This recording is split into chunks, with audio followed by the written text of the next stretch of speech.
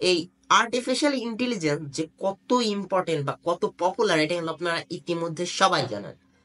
Chat GPT আপনি যদি use করে থাকেন, আপনি জানেন এই চ্যাট জিপিটি কতটা হেল্পফুল আমাদের জন্য। আপনি নতুন একটা এআই নাম শুনতে পারবেন, ডিপসিক।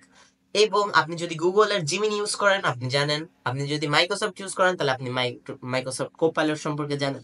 তো এই যে এত এত এআই, এগুলা বানাতে কিন্তু এআই ইঞ্জিনিয়ারদের বা লাগছে, তাছাড়া কিন্তু হইতো না।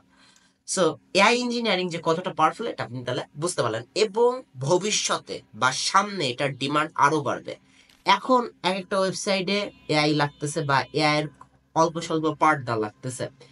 ভবিষ্যতে এমন হবে যে প্রতিটা জিনিসে এআই বা আর্টিফিশিয়াল ইন্টেলিজেন্স যোগ করা হবে।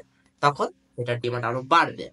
এবং এটা এমন একটা ক্যারিয়ার যেটা ডিমান্ড কোনোদিনও কমবে না এবং বাড়বে। এটার প্রমাণ হচ্ছে 2024 সালে আর্টিফিশিয়াল ইন্টেলিজেন্স আর ইঞ্জিনিয়ারিং এর মার্কেট ছিল $12 বিলিয়ন। এবং তারা আনুমানিক ধারণা করতেছে 2034 সাল আসতে আসতে এটার মার্কেট হয়ে দাঁড়াবে $281 বিলিয়ন।